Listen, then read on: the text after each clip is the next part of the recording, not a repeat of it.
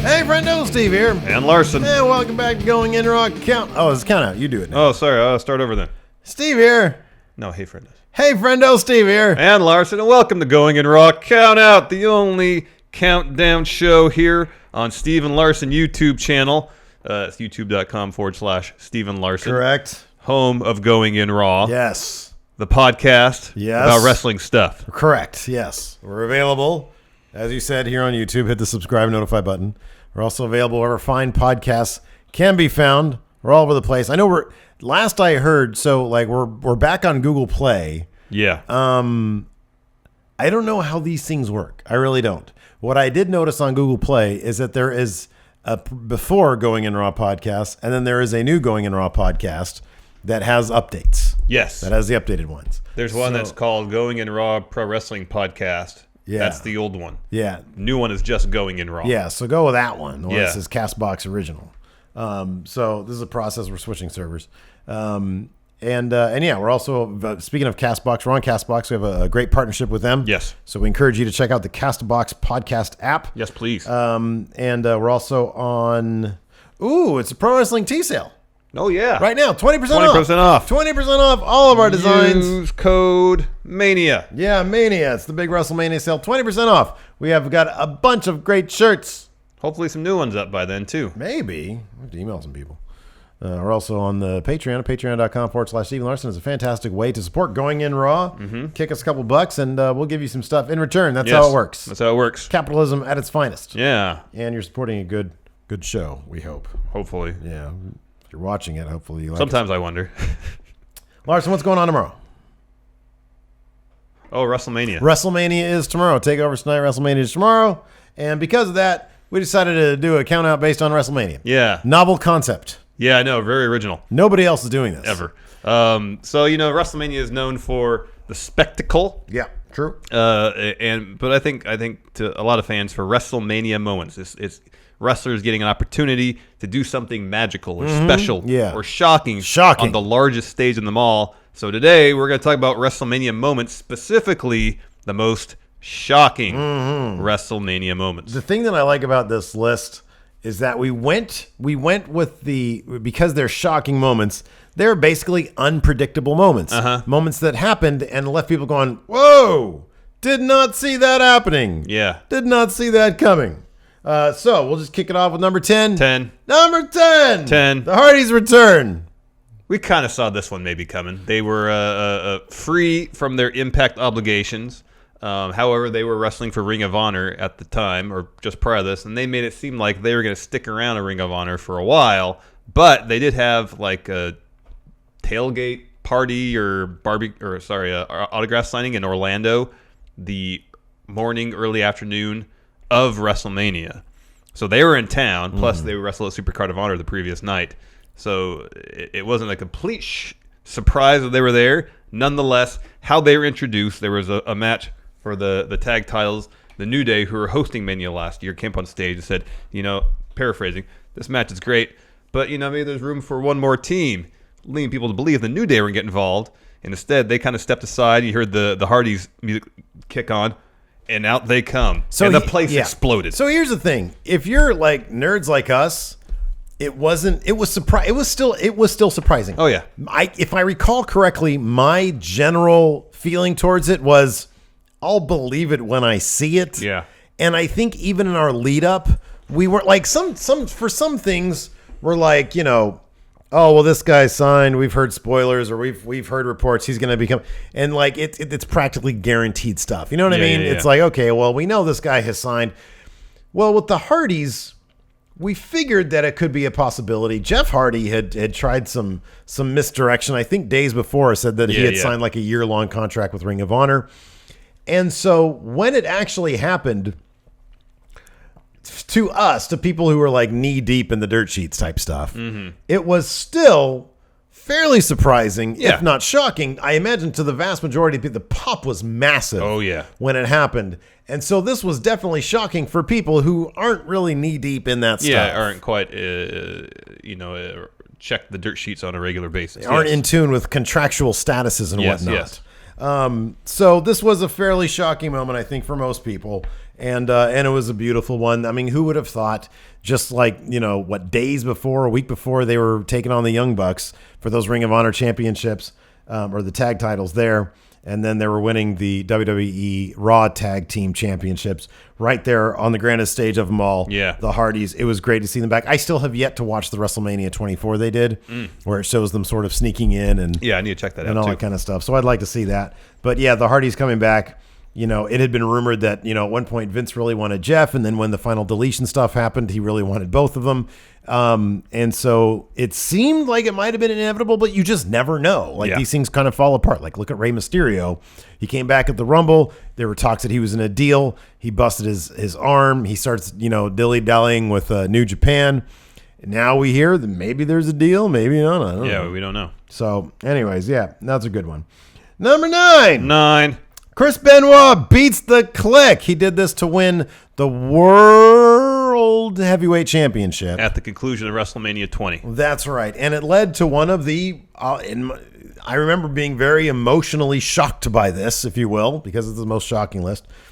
The sight of him and Eddie Guerrero, two firmly WCW guys. Two guys that we knew inside and out because of WCW. Yeah. Chris Benoit beat probably two of the most protected guys in the history of the WWE, Triple H and Shawn Michaels, in a brilliant, it was a fantastic match, brilliant triple threat, maybe the best triple threat we've ever seen in the WWE. Benoit went over, won the title, and him and Guerrero stood in the middle of the ring.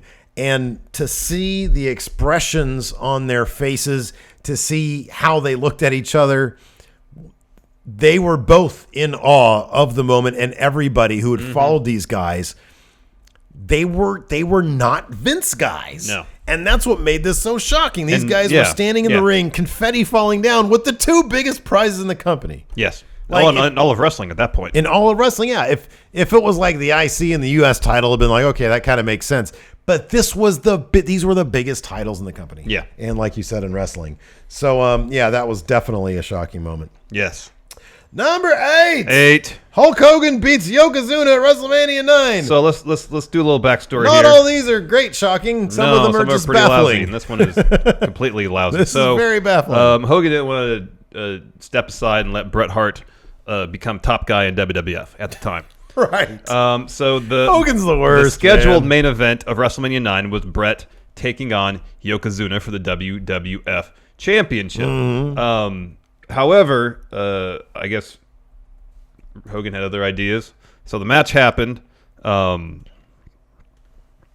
Bret lost the title and the match because Mr. Fuji threw powder in his face. Before you continue, What? how was this Hogan's business at all? Did Yoko? So Yoko beat Bret, Yeah. and then Hogan came in Yeah. and beat Yoko. Well, hold on. Hogan came in under the idea, at least, that he was protesting the injustice he had just seen. Yeah. Where Yokozuna cheated to win, and to right this wrong, he decided to win the title for himself. And it was like less than 30 seconds. I believe it was boot, leg drop, 1, 2, 3. And this is because Hogan didn't want to lose the title to Bret because he thought Bret was too small. Something like that. Why did Vince indulge this then? Because I wonder if he still thought Hogan was money. If he wanted the belt on, so is the idea that Hogan convinced Hogan convinced Vince that Bret wasn't money and that he could have one last reign? Because this was the last time Hogan had that title till he came back. It was about, so King of the Ring, I think, what year was? It was the following, or was it that June? The following. Yeah, it was the following June. So 2 months later. At like the weakest pay-per-view, King of the Ring, where Yokozuna beat Hogan, not surprised by cheating. Mm-hmm. Hogan drops the belt, leaves the company. Yeah. Which sets up, that's right, WrestleMania 10, which is where Yoko takes on Luger first. And then Bret. And then Bret gets the title from Yokozuna. So eventually Bret got the title from Yokozuna. Well, Bret carried the title into this match. And he lost it to Yokozuna. Oh, yeah, that's right, because Bret had already, yeah. So I wonder if Hogan didn't want to have a match against Brett here Yeah, okay. and lose. Oh, Maybe that's what it was. that's so weird, though. Yeah, I know. Why wasn't Vince at that point just like, go, I mean, maybe he just wanted a big surprise. I don't know. I'm sure there's a story about it somewhere out there. But yeah, it was shocking, but just in a baffling way. Yeah. Like you said, I love the way you put it. Hogan decided to right this wrong by winning the title himself. It didn't. And he was wondering why he was getting booed by the end of his I run. know. Number 7. 7. Edge spears Jeff Hardy. Yeah, this wasn't just any spear. This was during the second, I believe, TLC match. The first was at SummerSlam 2000. This was at WrestleMania 17. So Jeff Hardy climbs the ladder, is holding on to the tag titles. The ladder is removed from underneath him. Yeah. So he's hanging there. He's dangling. Do you remember the Red Bull sponsored Earth Drop? Yeah. This was akin to that. Yeah. He was so high up. Yeah, he was like 12, 15 feet in the air. And Edge climbs up a ladder and then spears Hardy off the thing that the belts are hanging off of to the mat. In terms of shocking moves, this is probably the most shocking WrestleMania move because they were so high up there. I know. And Jeff Hardy just Yeah. Oh man, what a fantastic sight that was. And Yeah, they use it every time, and every time there's any sort of ladder match or Extreme Rules match or anything like that, you'll always see this image. Oh yeah, I'm pretty sure it was in the some package too at some point. Yeah. You know, to start Raw. Yeah, because man, it was really something else. It's one of those. It was like this, and like Mankind at Hell in a Cell coming down. There are certain moves that you will always see that the WWE loves to put in every single package they do for whatever they're doing. Yeah. Shane falling off something too. Yeah, exactly. Like that elbow he did off the top of the set that one time. Right. Number 6. 6. Ultimate Warrior pins Hulk Hogan. Again, this is, so I was going to say again, terrible, but we'll get to the actual pinfall in a second. Not being sort of, so these days, thanks largely to social media, you get a sense of expectations, what people think is going to happen. I don't remember. This was the first time Hogan was pinned in, I think, 9 years. Okay. I don't really know what the fan expectations were heading into this. I remember seeing the Hogan DVD or something where they talk about different superstars discuss it.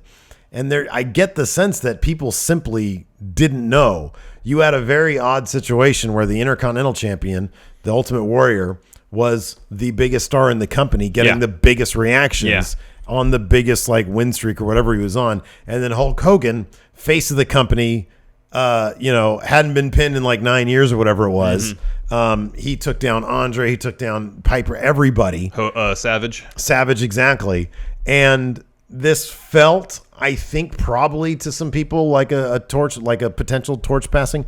I just don't know what the general wrestling fans' sort of expectations were at the time. Yeah, I don't know either. Trying to get a read on it, like looking at the documentaries that WWE produced, it kind of feels like people were just sort of in two camps. Some people loved Warrior, half the people love Warrior, half the people loved Hogan. Yeah. And they wanted their guy to win. But I don't think anybody really knew what to expect in this case. Yeah. I mean, history had told us, especially looking back on it, that if Hogan's in a championship situation, guess what? Hogan wins. Right, exactly, yeah. Whereas Warrior was kind of new to all this. Yeah. So yeah, Ultimate Warrior was, the wrestler on the rise, but that's not, I mean, we've seen plenty of times where the wrestler on the rise takes a leg drop and eats a pin to Hulk Hogan. Exactly. We just talked about it with the Bret Hart right, exactly.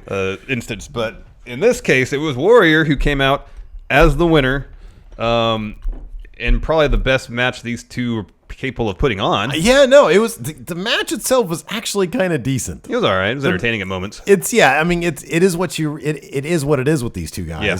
But for them, it was like a 5-star match. And so the finish saw Warrior hoist Hulk Hogan. Here's the thing. I mean, sort of the joke about Warrior is that he was gassed by the time the bell rang because he would full sprint to the ring and then run around it. And definitely by the end of this match, which I didn't see how long this match I actually think it's lasted. like 20 minutes. Jeez. I think it's pretty long. 20 minutes. I think so.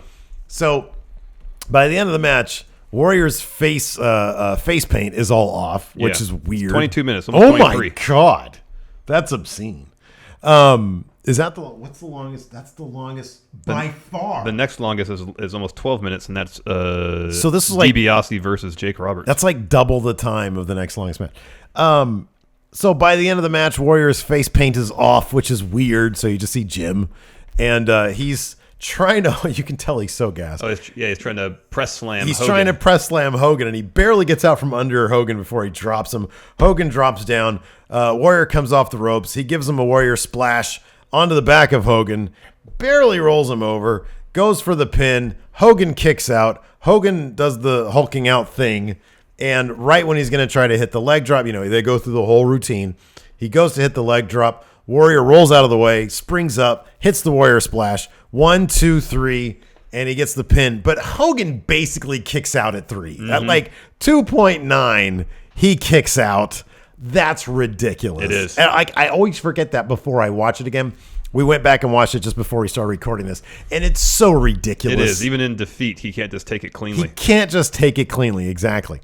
So, but the crowd, it was a massive reaction from the crowd. This is a huge moment. It was obvious that it was a huge moment. It felt like a passing of the torch moment.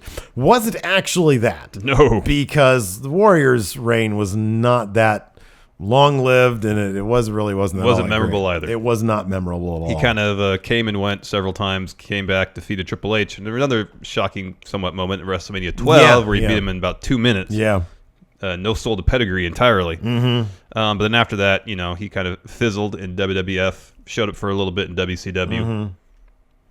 Till Hogan brought him back to get his win back, to essentially. get his win back, exactly. Yeah.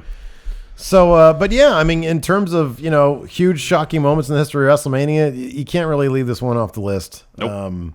This is one of those things that would be interesting. People often ask us, if we could get one of those Ronda Rousey time machines going, and go back. This is one of those moments that'd be interesting to, especially the build, get people like, how do you feel this is going to go? Oh, I don't know. I really love Hulk Hogan. Yeah, but how do you think they're going to book it?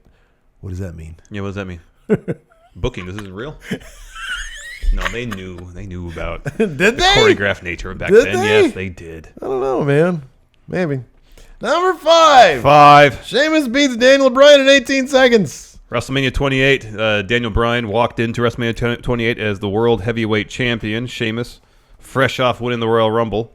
This is when Daniel Bryan was heel Daniel Bryan, managed by AJ Lee. I remember this match. Yep. Bell rings. He turns to give AJ a kiss. Yeah. Turns around, eats a bro kick. Yeah. Loses. Yeah, pretty lame. Pretty lame. Pretty shocking, but pretty lame. Daniel Bryan and Sheamus. You remember apparently if Daniel Bryan, the original plan had CM Punk not walked out, and then all those dominoes fell into place. Yep. He was supposed to fight Sheamus I know. instead of winning the championship, the undisputed championship. So they have kind of a weird history, a weird WrestleMania history. Because didn't they also have like a U.S. title match on the pre-show that they were both really bummed out about because they're on the pre-show? Something like that. This is from a report from PW Insider back then. Apparently the rationale behind it was that WWE wanted to surprise everyone at WrestleMania 28 and do something that nobody was expecting. Yeah. Which is part of the reason why Sheamus won in 18 seconds. Yeah, that's stupid. That's a bad reason to do anything. We just want to surprise people. That's not a good reason. No. Number 4. 4. The NWO turns on Hulk Hogan, WrestleMania 18. Of course, this is following the Icon versus Icon match, Hogan versus The Rock. Which in itself, I mean, the entirety of this match was fairly shocking to see, to number one, to understand that Vince didn't quite foresee the reaction that Hogan would get, given that the magnitude of him returning to the WWE was what it was. And then facing off against The Rock. I'll never forget the first in-ring promo the NWO gave, where first Nash had the mic, then Hall had the mic, and then they passed it to Hogan, and the crowd really started freaking out, and they started, I don't know, chanting "Welcome Back" or "Hulkamania" or something like that.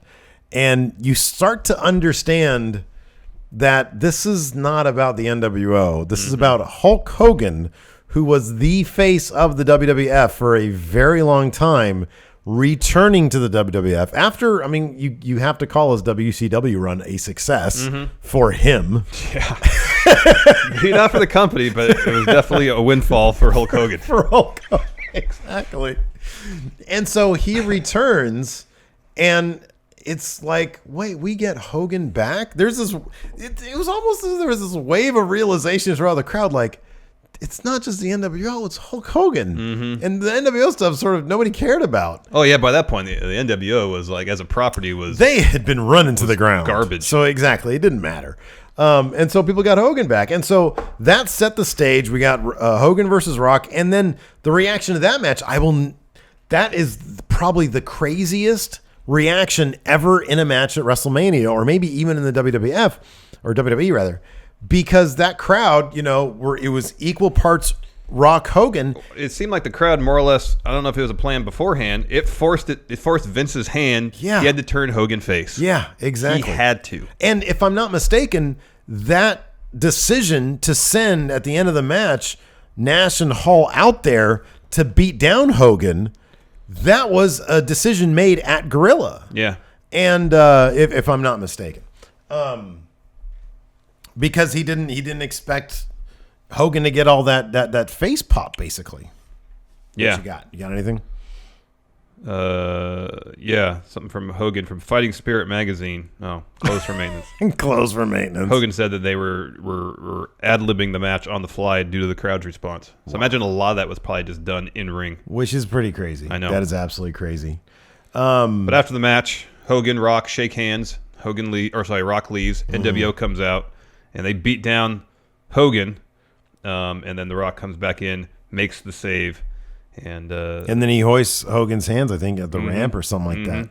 So yeah, that was, I mean, the entirety of that match and how the crowd just would not accept a heel Hogan is pretty stunning, is pretty crazy, and definitely shocking. Shocking. Number 3. 3. Seth Rollins cashes in at WrestleMania 31. And it was indeed shocking.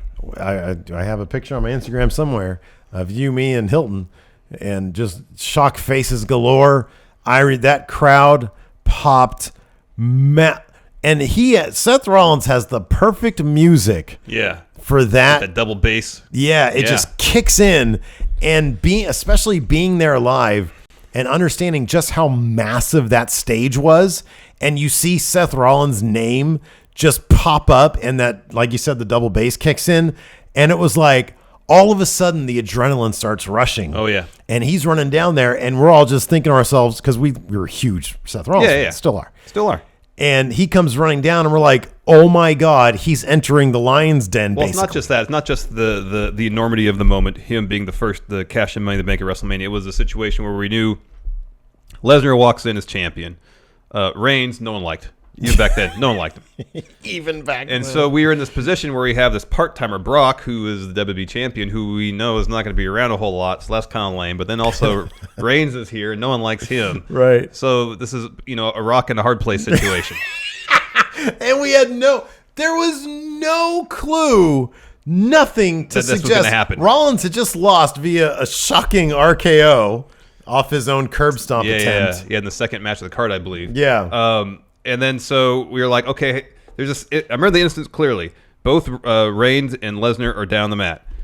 And I'm thinking to myself, how are they going to get themselves out of this situation? And not a second after that thought hit my head, double bass, Seth Rollins. Man. And I said, that's it. That's how they're getting themselves out of it. I just remember shoving the both of you. And the pure euphoria of realizing I know. We have to deal with Champ Lesnar or Champ Reigns. We get Champ Rollins. We get Champ Rollins, which is the best, which is the absolute best. And then to see him up at the top of the ramp, oh my God, that was. I still get chills thinking about that one, man. That was so good. Number 2. Austin turns heel at WrestleMania 17, aligning with Vince McMahon. I would classify this one as a turd of a shocking moment. I remember at the time being so Number one, I was stunned. I was shocked. I did not see it coming. And when it happened and he shook hands with McMahon, I instantly thought to myself, and I know it's sort of cliche to say it now, but I instantly thought they just buried Stone Cold. All of a sudden, he looked so weak and crappy in my eyes, and he was like my favorite one. But I was like, this is everything that Stone Cold isn't, and there's no logical way they can explain this.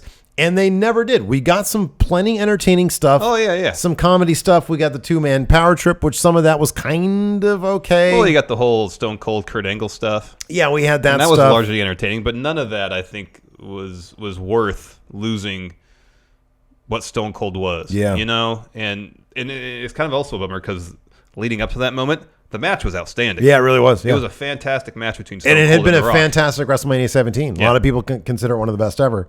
To me, it will always be sullied by that. And this is me personally speaking. It'll always be sullied by that ending. It felt so flat and bad.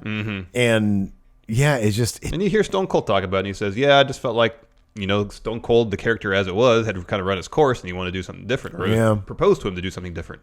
And thought, okay. But in hindsight, he realized probably not the best idea. Well, the funny thing is, too, it plays out if you look at the ratings and in that year. Oh, yeah, they dive, yeah. They plummeted. They absolutely plummeted. I mean, Rock was only they were both a couple of years away from being gone. But, you know, what we could have got out of those years as opposed to what we got from those years. I mean, it would have been one thing for Stone Cold to turn heel, but to align with Vince, it just didn't make any sense. A lick of sense. And it just made him look really weak. And then after that, it just wasn't the same. There was some really funny stuff though when he. There was some hilarious stuff. Like the hugging. Whenever Vince would ask him to channel the Stone Cold, you know, of before. Yeah. During the invasion stuff. Yeah. There was some funny stuff there. Yeah, there was when they had like Stone Cold Appreciation Day or whatever it was after the invasion or after he joined the Alliance. Yeah, there was. Look, Stone Cold Steve Austin is one of the most entertaining people ever to be in a ring in the WWE, and he could be sitting there reading a phone book and he'd make it entertaining. Yeah, that's the God's honest truth. Yep. But to come where to go from where he was as just the most compelling anti-authority figure, and then to land where he did in 2001, it was just, as a fan, it was just so disappointing. Yeah. Number one. Brock Lesnar breaks the streak. I told you before we started rolling that I felt like this is the closest we'll ever get to our own modern day Bruno Sammartino drops the belt moment. The reaction, we just watched it again. We watched the reaction that this got when Brock delivered that F5 and count, and he got the 3 count. The reaction of that crowd, it would be really difficult to replicate that in any way. Because of how much they had properly built Undertaker's streak. Oh, yeah. Once they got to whenever it was, and I think there still isn't really a definitive answer as to when they decided to make the streak a thing. But once they got probably 10 years into it and they realized, hey, he hasn't lost a WrestleMania, you know, or however many years it was. But, you know, and then to hear Triple H in like the Undertaker DVD say that the streak should never be broken. It should never be broken. I kind of remember seeing that, and when we used to maybe this was weird during the T.NWO days. Yeah, it might have been. Were we doing this during the T.NWO days? Well, it's 30. That's 4 years ago. So it's been 2014. Were we still doing T.NWO then? No, we might have been doing. No, we started doing this in September of 2014, right? Oh, okay. I remember watching it out there in your your living room out there. Maybe it was just my general thoughts. Maybe it wasn't on record, but I remember hearing Triple H say, you know, that it should never be broken. I was thinking to myself, well, that dude basically like is about guaranteed. Yeah, I know. He's about to run the company, so what he says is kind of gonna go. And then so to see that happen, and then to see the crowd's reaction to that was absolutely like it. People first cheered because the match was over, but then the realization set in, and Brock's reaction, especially Paul Heyman's reaction, like both of their reactions were like, hey, we just robbed the bank. We just pulled off the biggest heist of all time. I know. Heyman goes up to Brock and just starts screaming at him, you did it, you did it, you did it, you broke the streak. Exactly. And so that's great. Will WrestleMania suck? Was that for 32? That's for 31. That's for 31? Really? Yeah. Oh, wow. It didn't suck. No, it's good. Yeah. Because you almost didn't go to that one too. I know. I almost didn't go to that one. Really glad I did. But yeah, the crowd reaction. Then you start hearing boos. You hear noise. Yeah, but you don't know exactly. I think it's a mixture of cheers and boos and shock and gasping, talking, a lot of talking. A lot of people with this face. Yeah. There was no, sometimes these days it feels like they have to manufacture the reaction that they want, Yeah, there was no manufacturing. Pick and choose some faces. No manufacturing that. They could have had a camera on every single person in that arena, and they're like, it was utter confusion.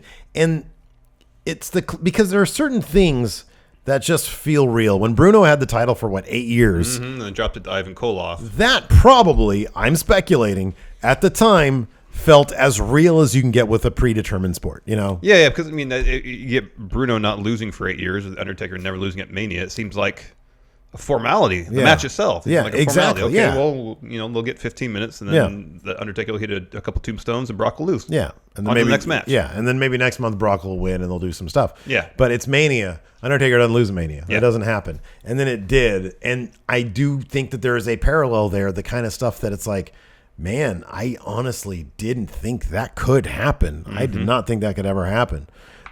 So I can't. I just don't believe there's a more shocking WrestleMania moment. That might be the most shocking moment in the history of WWF in terms of stories and stuff.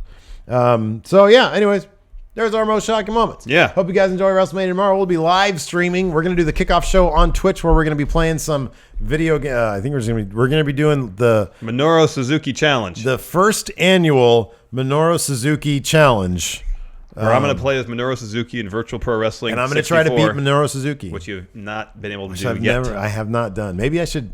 Dang it! I can't create growth hormones. No. In that, what a bummer. I'm upset that we can't play Minoru Suzuki's theme for the entirety of that pre-show while I defeat you for 2 hours. I'm not sad about that, to be honest with you. It's a great theme. Totally happy you can't do that.